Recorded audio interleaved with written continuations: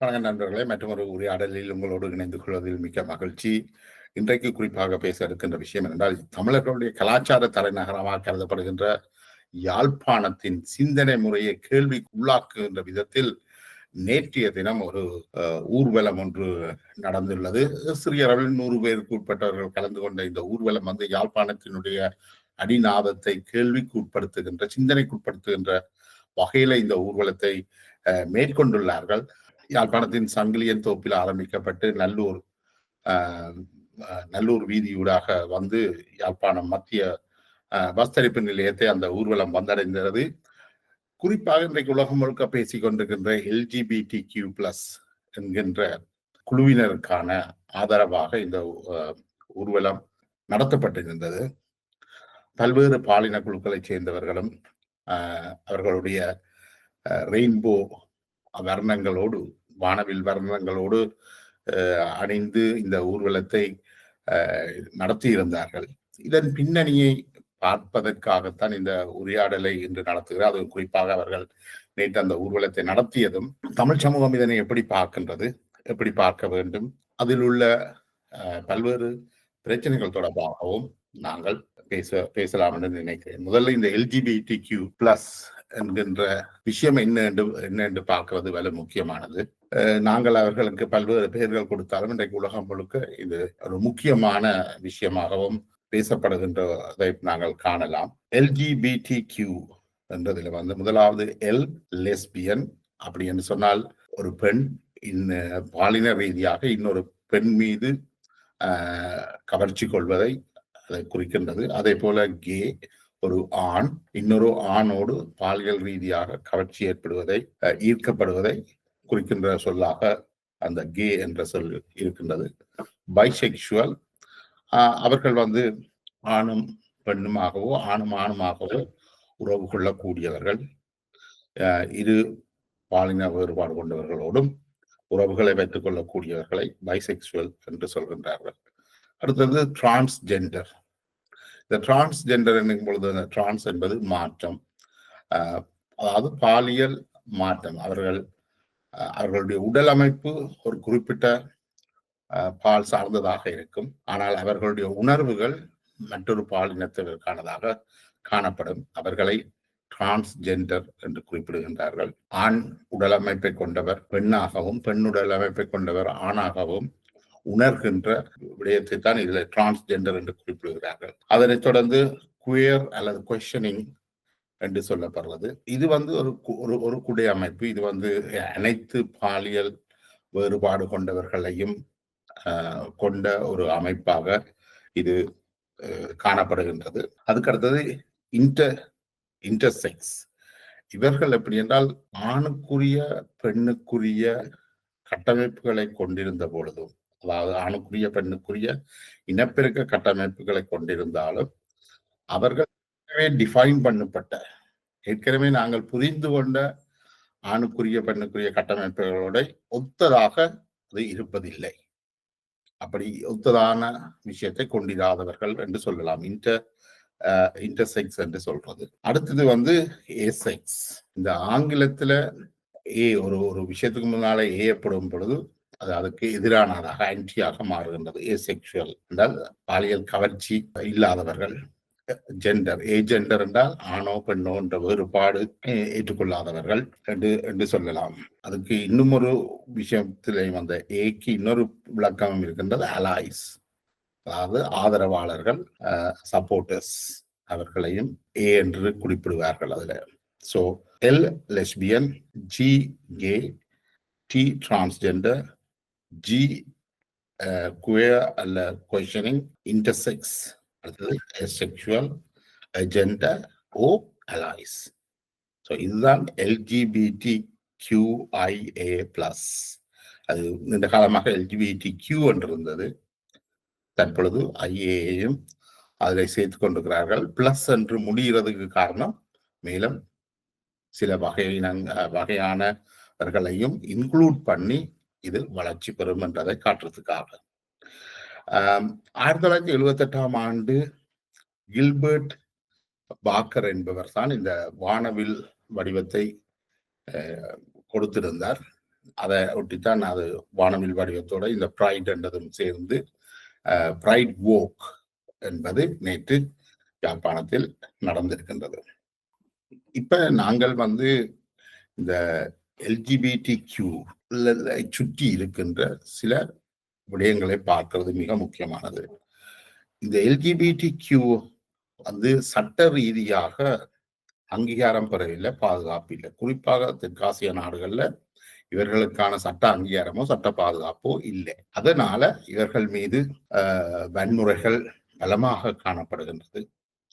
அதோட சமூக வலைத்தளங்களும் ஏனைய ஊடகங்களையும் பார்ப்போம் என்றால் இவர்களுக்கு எதிரான போக்குகளை கொண்டிருப்பார்கள். இவரை மலினப்படுத்துறது, அவர்களுடைய நடத்தைகள் பழக்க வழக்கங்களை கொச்சைப்படுத்துவது போன்ற விஷயங்களை தாராளமாக நாங்கள் காணலாம்.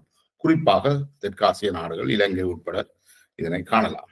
அண்மையில் கூட இலங்கையில் தமிழ் மக்கள் மத்தியில இந்த எல்ஜிபிடி கியூக்கு எதிரான இயல்புகளை நாங்கள் பார்க்கிறோம். குறிப்பாக இந்த சமூக வலைத்தளங்கள்ல பாராளுமன்ற உறுப்பினர்களால இயக்கப்படுகின்ற இந்த புலனாய்வு சமூக வலைத்தளங்கள் என்று சொல்லப்படுறதுகளுக்குள்ள இந்த எல்ஜிபிடி கம்யூனிட்டி உறுப்பினர்களை கொலை செய்ய வேண்டும் என்ற அளவுக்கு விமர்சனங்கள் வெளிப்படையாக வைக்கப்பட்டு வருவதை காணலாம். குறிப்பாக அண்மையில தலை கொய்யப்பட்ட பெண்ணை கொலை செய்தவரை மாவீரனாக போற்றி அவர்களுக்கு பாட்டுகள் எல்லாம் எழுதி கொண்டாடின விஷயங்களை நாங்கள் பார்க்கிறோம். இவ்வாறான ஒரு பரிதாபகரமான நிலை ஒன்று தமிழ் சமூகத்தின் மத்தியில காணப்படுது. இதற்கு எதிரான கருத்துக்கள் இன்னும் வலுப்பெற வேண்டி இருக்குது. அடுத்தது சமூகம் வந்து இந்த எல்ஜிபிடி கம்யூனிட்டியை நாங்கள் ஒதுக்குறத பார்க்கிறோம்.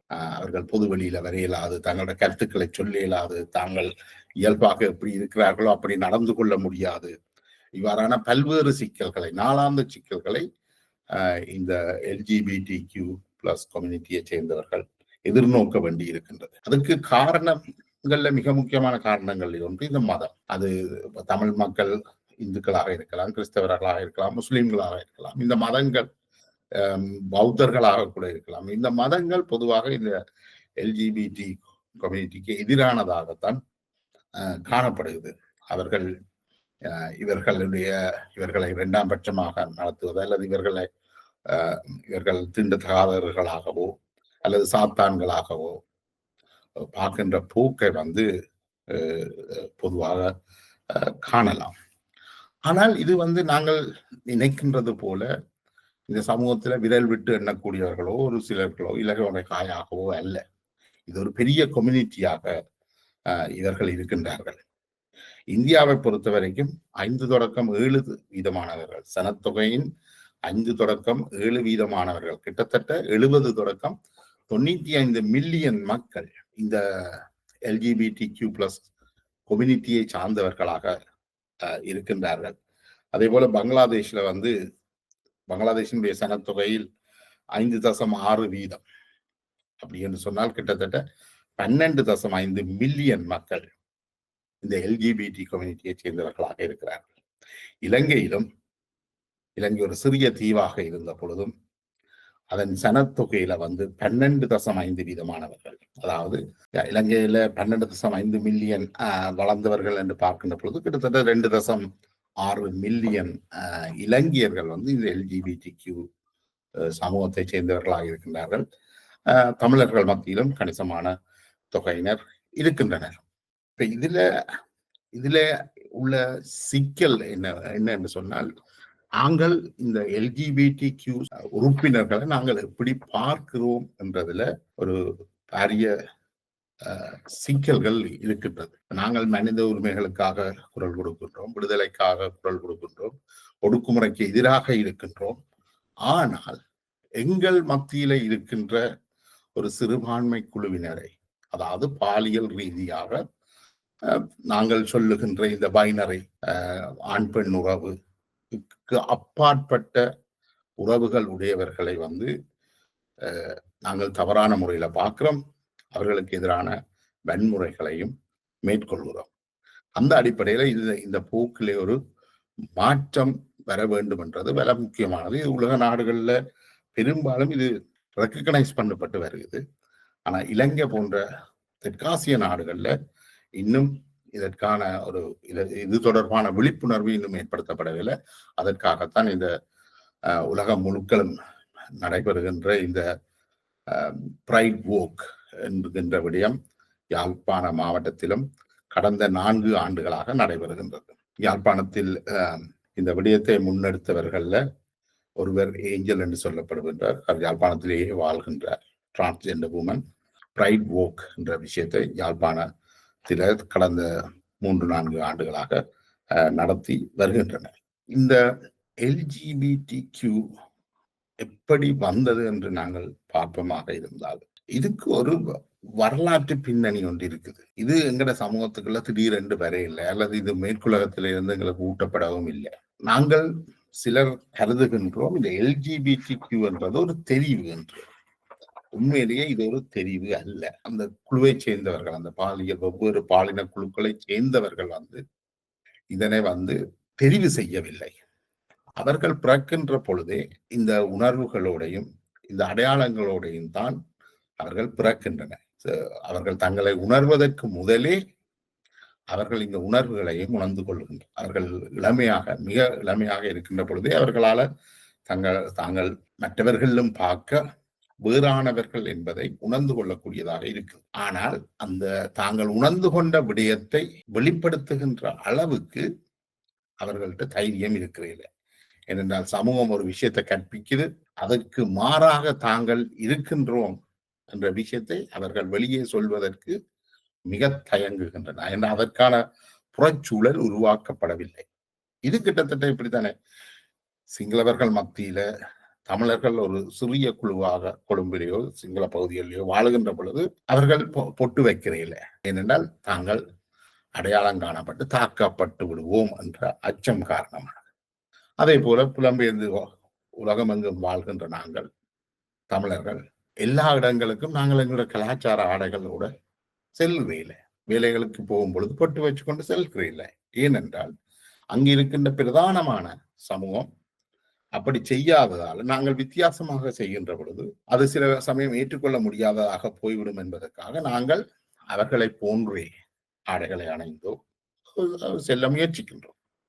இதே போலத்தான் வெவ்வேறு பாலின குழுக்களை சேர்ந்தவர்கள் கூட எங்கள் மத்தியில் வாழ்கின்ற பொழுது அவர்கள் எங்களைப் போலவே தாங்கள் வித்தியாசமானவர்கள் என்று அடையாளப்படுத்தப்பட்டால் புறக்கணிக்கப்படுவோம், தாக்கப்படுவோம், மற்றவர்களுடைய கிண்டல்களுக்கும் கேலிகளுக்கும் உட்படுத்தப்படுவோம் என்ற அச்சத்தில் தினமும் வாழ நிர்பந்திக்கப்படுகின்றன. அப்ப இதை சமூகம் புரிந்து கொள்ள வேணும்.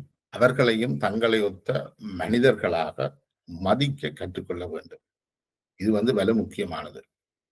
நாங்கள் எங்களுக்கு எதிரான ஒடுக்குமுறைக்கு எதிராக குரல் கொடுப்பவர்கள், எங்களுக்கான உரிமைக்காக போராடுபவர்கள் சக மனிதர்களை ஒடுக்குவதோ அடக்குமுறைக்குள்ளாக்குவதோ மிக மோசமான செயல்.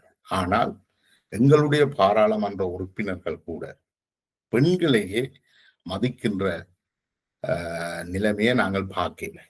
பாராளுமன்ற உறுப்பினர் அர்ஜுனாவாக இருக்கலாம், பாராளுமன்ற உறுப்பினர் ஸ்ரீதரனாக இருக்கலாம், இவர்கள் நடத்துகின்ற சமூக வலைத்தளங்கள் இந்த பெண்களுக்கு எதிரான இந்த LGBT கம்யூனிட்டிக்கு எதிரான கருத்துக்களை, சாதிய கருத்துக்களை, பிரதேசவாத கருத்துக்களை மிக தாராளமாக அள்ளி தெளிக்கின்ற போக்குகளை நாங்கள் காண்கின்றோம். இது சமூகத்தால கண்டிக்கப்பட வேண்டும். LGBT உறுப்பினர்களை, இந்த வேறு பாலினத்தை சேர்ந்தவர்களை படுகொலை செய்வதற்கும் தயங்க மாட்டோம் என்றவாறான கருத்துக்கள் எழுதப்படுகின்றது. ஒரு பெண்ணினுடைய தலையை வெட்டியவர்களை மாவீரனாக கொண்டாடுகின்ற போக்கை நாங்கள் பார்க்கின்றோம். இதுல இருந்து நாங்கள் வெளியில வரணும், தமிழ் சமூகம் வெளியில வரணும். மற்றது இந்த LGBTQ நான் ஏற்கனவே குறிப்பிட்டது போல அது ஒரு தெரிவு அல்ல. அவர்கள் பிறக்கின்ற பொழுதே அவர்கள் அவ்வாறு தான் பிறக்கின்றார்கள். அவர்கள் யார்? மற்றது LGBT கம்யூனிட்டியோட சேர்ந்திருப்பவர் LGBT கம்யூனிட்டி உறுப்பினராகவே மாறிவிடுவார். அல்லது இவ்வாறான உடல்வாகு கொண்டவர்கள் மற்றவர்களையும் அப்படி மாற்றி விடுவார்கள் என்று கருதுவது எல்லாம் ஒரு மிக தவறான போக்கு. அது விஞ்ஞானத்துக்கு எதிரானது. அப்ப இதுகளை நாங்கள் புரிந்து கொள்ளும். மற்றது இந்த LGBTQ சேர்ந்தவர்களை ஒரு மனநோயாளிகளாக பார்க்கிறதும் மிக மோசமான தவறு. அப்ப இது விஞ்ஞான பூர்வமாக ஆய்வுகளூடாக இது பல்வேறு வழிகளையும் நிரூபிக்கப்பட்டிருக்குது. அமெரிக்கன் சைக்காலஜிக்கல் அசோசியேஷன் என்ன சொல்லுதுன்னா, sexual orientation is not a conscious choice, it emerge naturally for most people. அதாவது செக்ஷுவல் ஓரியன்டேஷன், அதாவது உங்களோட பாலியல் வகைபாகம் என்றது நீங்கள் தெரிந்து எடுக்கின்ற தெரிவு அல்ல. அது உங்களுக்கு இயற்கையாகவே, அது பெரும்பாலானவர்களுக்கு இயற்கையாகவே வருகின்றது என்று சொல்கின்றது. அதே மாதிரி வேர்ல்ட் ஹெல்த் ஆர்கனைசேஷன் என்ன சொல்லுது என்றால், being LGBTQ+ is not a mental illness, shouldn't be treated as one. அவர்களை மனநோயாளிகளாக கருத வேண்டாம், அவர்களை அப்படி பார்க்க வேண்டாம் என்று வேர்ல்ட் ஹெல்த் ஆர்கனைசேஷன் சொல்லி இருக்கின்றது. அதே சமயம் ஒருவர் ஆணாக இருப்பவர் தான் எந்த உணர்வும் அல்லது கட்டமைப்பில் ஒரு தெளிவாக தங்களுடைய பாலினத்தை மாற்றுவதும் மிக தவறானது என்பதையும் அவர்கள் சுட்டிக்காட்டுகின்றார். அப்படியால் இந்த விஷயங்கள்ல தமிழ் மக்கள் கூடுதல் கவனம் எடுக்க வேண்டும். மற்றது இந்த எங்களுக்கு தமிழ் சமூகத்துக்கும் தமிழர்களுடைய கலாச்சாரம், இந்துக்களுடைய கலாச்சார விஷயங்களை நாங்கள் பார்ப்போமா இருந்தால் இது ஒரு ஏற்றுக்கொள்ளப்பட்ட விஷயமாகத்தான் வரலாற்றுக்கு முந்தைய காலகட்டங்கள்ல இருந்திருக்கு. நாங்கள் பொதுவாக போற்றி பேசுகின்ற காமசூத்ரா நூல், இந்த ஆண் பெண் உறவுக்கு அப்பாற்பட்ட உறவுகளை, ஆணும் பெண்ணும் பெண்ணும் பெண்ணும் உறவு கொள்கின்ற விஷயங்களை எங்களை இலக்கியங்கள்ல நாங்கள் நிறையவே காணலாம். அதே போல நாங்கள் சொல்கின்ற அர்த்தநாதீஸ்வரர் வடிவம், சிவபெருமானும் ஆணும் பெண்ணும் கலந்த சிவனும் சக்தியும் சேர்ந்த அந்த அர்த்தநாதீஸ்வரர் உருவம் கூட ஒரு வகையில இந்த பல்வேறு பாலின தன்மையை வெளிப்படுத்துகின்ற ஒரு உருவம்தான். அப்ப இதெல்லாம் எங்களோட கலாச்சாரத்துக்குள்ளேயும் எங்களோட சமயங்களோடையும் பின்னி பிணைந்து இருந்தாலும் 16ஆம் நூற்றாண்டுகள்ல எங்கள் மீது படையெடுத்து எங்களை காலனி நாடுகளாக கொண்ட ஒல்லாந்தர், போர்த்துகீசியர், ஆங்கிலேயர் கொண்டு வந்த சட்டங்கள் இதுக்கு எதிராக இயற்றப்படுகிறது. பொதுவாக நாங்கள் மோசமான பிற்போக்குத்தன்மை வாய்ந்த சட்டங்கள் எல்லாமே இந்த ஐரோப்பிய நாடுகள்ல இருந்துதான் கொண்டு வரப்படுது.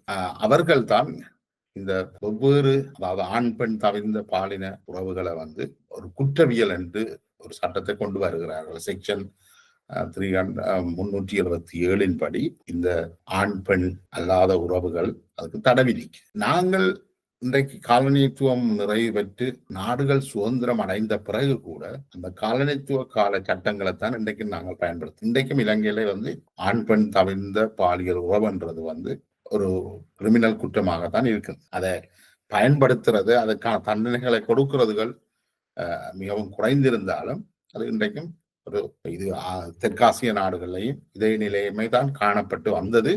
ஆனால் தற்பொழுது அதில் பாரிய மாற்றங்கள் வருவதை நாங்கள் காணலாம். சாதிய விடயங்கள் கூட இந்து மதம் சாதியத்தை கொண்டிருந்த போதும் அது மெல்ல மெல்ல அழிந்து வருகின்ற காலகட்டங்கள்ல இந்த ஐரோப்பியர் குடியேற்றத்துக்கு பின், ஐரோப்பியர் இந்த நாடுகளை குடியேற்ற நாடாளாக்கியதை தொடர்ந்து அவர்கள் சட்ட ரீதியாக சாதியத்தை சட்டமாக்குகிறார்கள்.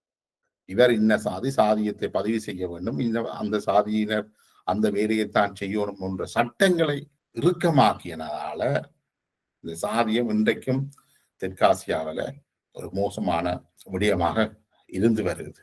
அதுக்கு இந்து சமயம் ஒரு முக்கிய காரணமாக இருக்குது. அதே சமயம் அந்நியர்களுடைய காலனித்துவம், அவர்கள் கொண்டு வந்த சட்டங்கள் அது வாய்மொழியாக எப்பவோ தூந்து போக வேண்டிய ஒரு விஷயத்தை சட்டமாக்கி அந்த சாதிய கட்டமைப்பை இன்றைக்கும் தக்க வைத்துக் கொள்றதை நாங்கள் பார்க்கிறோம். அப்ப இதே நிலைமை தான் பல்வேறு பாலின குழுக்களையும் கட்டுப்படுத்துறதாக இருக்குது, அல்லது அவர்களுக்கு எதிரானதாக காணப்படுது. இந்த பாலின வகையினங்களுக்கு எதிரான அடக்குமுறைக்கு எதிரான ஒரு போராட்டம் 1969 ஸ்டோன்வால் என்ற நியூயார்க்கில் உள்ள ஸ்டோன்வாலில் நடக்கின்றது. அது ஒரு பாரிய கலவரமாக அமைகின்றது. அதிலிருந்து தான் இந்த LGBTQ என்ற கருத்துருவாக்கம் வலுப்பெறுகிறது. அதுக்கு பிறகு நாங்கள் முன்னிலை கொடுத்த பொழுது குறிப்பிட்டது போல 1978 கில்பர்ட் பாக்கர் என்பவர் அந்த வானவில் அமைப்பினான பிரைட் என்ற அந்த அடையாளத்தை லோகோ கொண்டு வர அதுக்கு பிறகு 1970களில் இருந்து 80 வரைக்கும் மேற்கு நாடுகள்ல வந்து இதற்கான குரல்கள் ஓங்கி ஒலிக்கின்றது. பிறகு 90களில் வந்து எல்ஜிபிடி கம்யூனிட்டி வந்து ஓப்பனா வெளியில வரையுது. நாங்கள் தொடர்ந்தும் ஒரு அமுக்கப்பட்டவர்களாக இருக்க முடியாது என்று தங்களோட குரல்களை அவர்கள் வெளிப்படையாக வெளிக்கிறார்கள். 2001 இந்தியாவில கொல்கத்தாவில வந்து இந்த பிரைட் வோக் முதல்ல பப்ளிக்கா நடக்குது. பொதுமக்கள் மத்தியில இந்த பிரைட் வோக் 2001 இந்தியாவில் நடக்குது. இந்த எல்ஜிபிடி கியூ பிளஸ் விஷயங்கள்ல தெற்காசியாவில் வந்து இந்தியாவும் நேபாளும் முன்னணி வகிக்கின்றன. அவர்கள் வந்து இந்த செக்ஷன் 377 நீக்குகிறார்கள். எல்ஜிபிடி கியூவாக இருப்பது கிரிமினல் குற்றம் என்ற அந்த சட்ட மூலம் நீக்கப்படுகிறது. அவர்களுடைய சட்ட மூலங்கள் கணக்க சீர்திருத்தம் செய்யப்படுறதை நாங்கள் பார்க்கலாம். அதுக்கு பிறகு இந்தியாவில் சுப்ரீம் கோர்ட் 2014 வந்து இதை ரெக்கக்னைஸ் பண்ணினோம். அவர்கள் வந்து அங்கீகரிக்கின்றார்கள், எல்ஜிபிடி கியூவை அங்கீகரிக்கிறதை நாங்கள் காணலாம். அதுக்கு பிறகு இப்ப 2020 நாங்கள் பல்வேறு இந்த டிஜிட்டல் ஆக்டிவிட்டிஸை நாங்கள் பார்க்கலாம். அது பல்வேறு தளங்களையும் வளர்ச்சி பெற்று வருவதையும் நாங்கள் காண்றோம். அந்த அடிப்படையில தான் நாங்கள் யாழ்ப்பாணத்தில் இடம்பெற்ற இந்த எல்ஜிபிடி கியூ ஃப்ரைடேயும் நாங்கள் பார்க்க வேண்டும். இதுல மிக முக்கியமானது என்னன்னா, அந்த சமூக மாற்றம் என்றது வேலை முக்கியமானது. ஏன் பெற்றார் வந்து தங்களுடைய பிள்ளை எல்ஜிபிடி கியூ சமூகத்தை சேர்ந்தவர் என்றதை சொல்ல பயப்படுகிறார்கள் என்றால், அதை சொல்வதன் மூலம் தங்களுடைய அந்த இமேஜ், சமூக அந்தஸ்து உடைக்கப்பட்டுவிடும் என்கின்ற பயம். அதால ஒவ்வொரு மனுஷனுக்கும் அவன் வாழ்ற குடும்பம், அந்த வீடு வலு முக்கியமானது. அந்த வீட்டுக்குள்ளேயே நெருக்கடி வருகின்ற பொழுது அந்த வீடே நிம்மதியற்றதாக செய்கின்றது வந்து நான் நினைக்கிறேன் ஒரு மனுஷனுக்கு வழங்கக்கூடிய மிக மோசமான தண்டனை அதுவாகத்தான் இருக்கும். அதாவது தன்னுடைய சொந்த வீட்டில் நிம்மதியாகவும் கௌரவமாகவும் பயம் இல்லாமலும் வாழ முடியலை என்று சொன்னால் உலகத்தில் வேறு எங்கதான் வாழலாம். அந்த அடிப்படையில இந்த எல்ஜிபிடி கியூ உறுப்பினர்கள் பற்றின அந்த விழிப்புணர்வையும் விளக்கத்தையும் சமூகம் புரிஞ்சு கொள்ளும். நாங்கள் சமூகம் அதை புரிந்து கொண்டால்தான் இந்த சமூகம் கொடுக்கின்ற இந்த அழுத்தங்கள் இல்லாமல் போகும். இந்த சமூகங்கள் கொடுக்கின்ற இந்த அழுத்தங்கள் இல்லாமல் போகின்ற பொழுதுதான் இந்த எல்ஜிபிடி கியூ பிளஸ் கம்யூனிட்டியை சேர்ந்தவர்கள் தங்களுடைய வீடுகள்ல தங்களுடைய குடும்பங்களால அங்கீகரிக்கப்படுற நிலை உருவாகும். அப்ப அதுக்கான ஒரு சூழல் வந்து உருவாக்கப்பட வேண்டும். அதுக்காக நாங்கள் எல்லாரும் எங்களால் முடிந்த வரைக்கும் அந்த குரல்களை ஓங்கி ஒழிக்க வேண்டும். இது ஒரு தெரிவு அல்ல, இது ஒரு பாலின தெரிவு அல்ல. இது அவர்கள் இயற்கையாக அதோடு பிறந்தவர்கள். எனக்கு கடவுள் நம்பிக்கை கிடையாது, ஆனால் கடவுள் இருக்கு என்று நம்புறவர்கள் இந்த எல்ஜிபிடி கியூ கம்யூனிட்டியை சேர்ந்தவர்களையும் அதே கடவுள் தான், தங்களை எந்த கடவுள் படைத்தாரோ அதே கடவுள் தான் அவர்களையும் படைத்திருக்கிறார். வெறுமனே அவர்கள் திருநங்கை, கடவுளுக்குரியவர்கள், திருமுருகன், திருநங்கை, திருச்செல்வம், திருநங்கை கடவுளுக்குரியவர் என்று சொல்வதால் மட்டும் இந்த பிரச்சனைகளை தீர்த்துவிட முடியாது. அதை நாங்கள் மனப்பூர்வமாக ஏற்றுக்கொள்ள வேண்டும். நாங்கள் சாதாரணர்கள் எப்படியோ அதே போன்றுதான் இந்த எல்ஜிபிடி கம்யூனிட்டியில் உள்ளவர்கள், அவர்களுக்கும் மற்ற அனைத்து விடயங்களும் இந்த பாலின கவர்ச்சி சார்ந்த ஏனைய விடயங்கள் ஏனைய மனிதர்களுக்கு உள்ளது போல தான் இருக்கும். அதனை நாங்கள் ஏற்றுக்கொள்ள வேண்டும். அவர்களுக்கும் சம வாய்ப்பு வழங்கப்பட்டால் அவர்களும் ஏனையவர்கள் போல திறமையானவர்களாகவும் மிக திறமையானவர்களாகவும் வளர்வதற்கும் தங்களுடைய சமூகத்துக்கு பயனுள்ளவர்களாக மாறுவதற்கும் வாய்ப்புகள் பெருமளவில் இருக்கின்றது. ஆனால் அது மறுக்கப்படுகிறது, அவர்களுக்கு மறுக்கப்படுகிறது. அவர்கள் 2ஆம் தர பிள்ளைகளாக நடத்தப்படுகின்றார். அவர்கள் பாடசாலைக்கு சொல்லும் போது கேலி செய்யப்படுகின்றார்கள். அதனால் அவர்கள் கல்வியில கவனம் எடுக்க இல்லாமல் போகுது. வீதிகள்ல தாக்கப்படுகின்றார்கள், ஏளனம் செய்யப்படுகின்றார்கள். அவர்களுடைய டிக்னிட்டி, தன்னுணர்வு மறுக்கப்படுகிறது அவர்கள். இதால தான் அவர்கள் சமூகத்திலிருந்து ஒதுங்கி வாழ நிர்பந்திக்கப்படுகின்றனர். இவ்வாறான பலர் பாலியல் தொழிலாளர்களாக பணியாற்ற வேண்டிய நிர்பந்தங்கள் தெற்காசியாவில் காணப்படுகிறது. மேற்கு நாடுகளில் அவ்வாறான நிலைமை இல்லை. ஆனாலும் குறைவென்று சொல்லலாம், இல்லை என்று சொல்வதிலும் பார்க்க குறைவென்று சொல்லலாம். தெற்காசிய நாடுகளில் அவர்களுக்கு அங்கீகாரம் இல்லாதபடியால் அவர்கள் வாழ்க்கையில எங்களை போன்று முன்னேற முடியாத நிலைமை ஒன்று காணப்படுது. இது சம்பந்தமாக தமிழ் சமூகம் விழிப்படையணும் என்றது வலு முக்கியமானது. இப்போ 2023 வரையான ஒரு ஆண்டு காலத்தில் கிட்டத்தட்ட 321 LGBTQ+ கம்யூனிட்டியை சேர்ந்தவர்கள் படுகொலை செய்யப்பட்டிருக்கிறார். உலகம் முழுக்க நடந்திருக்குது. அப்ப படுகொலை செய்யப்பட்ட அந்த எண்ணிக்கை என்றால் தினம் தினம் பாதிக்கப்படுபவர்கள் எண்ணிக்கை மிக மிக அதிகமானதாக இருக்கும். மற்றது இது எல்லாமே ரிப்போர்ட் பண்ணப்பட்ட கேஸ், பதிவு செய்யப்படாத அல்லது பதிவு செய்யப்படாத விஷயங்கள் இன்னும் நிறையவே அவர்கள் மத்தியில காணப்படும். பிரித்தானியாவில் கூட ஒரு சில மாதங்களுக்கு முதல் லெஸ்பியன்ஸ் 2 பெண்கள் முத்தமிட்டதை தொடர்ந்து அவர்கள் தாக்கப்பட்டிருக்கிறார்கள். ஒரு பஸ் வண்டிக்குள்ள வச்சு தாக்கப்பட்டிருக்கிறார்கள். இவ்வாறான பல விஷயங்களை நாங்கள் காணலாம். மற்றது இந்த பெண்கள் பொதுவாக இந்த டிரான்ஸ்ஜெண்டர் உமன் தான் கூடுதலாக பாலியல் வன்முறைகளுக்கு உட்படுத்தப்படுகின்றார்கள். கரெக்டிவ் செக்ஸ் இவர்களுக்கு சரியான உடல்ரவ பழக்கிறோம் என்று சொல்றதன் பேரில் அவர்களுக்கு எதிரான பாலியல் வன்முறைகள் மிக மோசமாக நடத்தப்படுகிறது.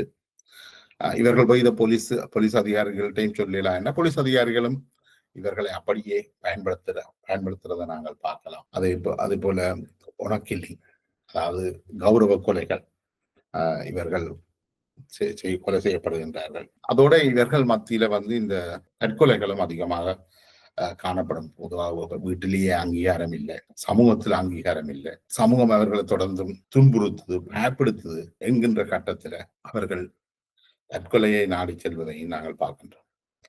இதற்கு நாங்கள் ஒரு முற்றுப்புள்ளி வைக்கணும்.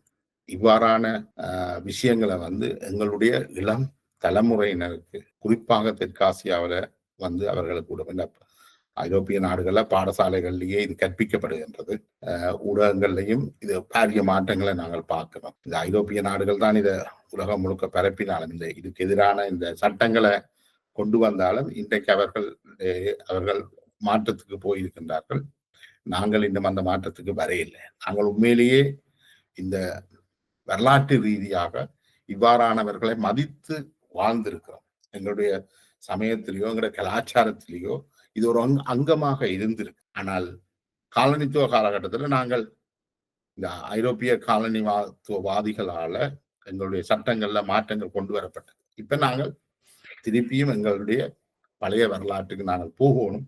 அவர்களை நாங்கள் மதிக்க வேணும். மனிதர்கள் எல்லாரும் சமமானவர்கள் என்ற எண்ணத்தை நாங்கள் தோற்றுவிக்கணும் என்று சொல்லிக்கொண்டு கடைசியாக இந்த தமிழ் சினிமாவில ஆரம்ப காலத்துல இது ஒரு நகைச்சுவையான விஷயங்களாக எல்லாம் காட்டப்பட்டு கிண்டலாகவும் கேலிகளாகவும் போட்டப்பட்டதை நாங்கள் பார்த்திருக்கிறோம். ஆனா இன்றைய சினிமா அதுல இருந்து கொஞ்சம் விலகி ஒரு முற்போக்கான பாத்திரத்தை எடுக்குது. அந்த வகையில விஜய் சேதுபதி நடித்த சூப்பர் டிலக்ஸ் படத்துல தியாகராஜன் குமாரராஜன் இயக்கத்துல வந்த சூப்பர் டிலக்ஸ் படத்துல இந்த விஷயங்களுடைய ஆழம் பேசப்படுகிறது. அதே மாதிரி காற்று மரம் என்ற படம் 2019ஆம் ஆண்டு சுவர்ணவேல் ஈஸ்வரனால இயக்கப்பட்டது. அதுலேயும் இது காட்டப்படுது. அதே போல நீல நிற சூரியன் என்ற ஒரு ஆவணப்படம் வந்திருக்கு நினைக்கிறேன். ஸோ அதுகள்ல எல்லாம் இந்த விஷயங்கள் காட்டப்படுது. இதுகளை நாங்கள் பார்க்கணும், உரையாடணும். குறிப்பாக பாடசாலை மாணவர்கள் மத்தியில இது இருக்க வேணும். இதை அப்படி செய்வதன் மூலமாகத்தான் நாங்கள் இந்த சமூகத்தில் ஒரு மாற்றத்தை கொண்டு வரலாம். குறிப்பாக யாழ் பல்கலைக்கழகம் இதுல முன்னணி வகிச்சிருக்கணும். ஆனா துரதிருஷ்டவசமாக எங்களுடைய யாழ் பல்கலைக்கழகம் இன்னமும் ஒரு ஒரு ஒரு ஃபியூடல் சிஸ்டத்துக்குள்ளதான் இன்னும் இருக்குது. அது இன்னும் ஒரு வளர்ச்சி அடைந்த ஒரு பல்கலைக்கழக சமூகமாக சிந்தனை ரீதியாக இன்னும் வளரையில்லை. அப்ப நாங்கள் அதுக்கு வெளியில இருக்கின்ற சிந்தனையாளர்கள் தான் இந்த சிந்தனை மாற்றத்தை கொண்டு வரணும். யாழ் பல்கலைக்கழகம் கூட தங்களை வளர்த்து கொள்வதை நோக்கி இந்த புதிய சிந்தனை போக்குகளை வளர்த்து கொள்வதை நோக்கி நகரோணும் என்று சொல்லிக்கொண்டு நான் நினைக்கிறேன். இந்த பதிவை முடிவுக்கு கொண்டு வரலாம் நினைக்கிறேன். உங்களுடைய நேரத்தை ஒதுக்கி இதனை இவ்வளவு நேரம் பார்த்து கொண்டு உங்களை அனைவருக்கும் நன்றி. வணக்கம்.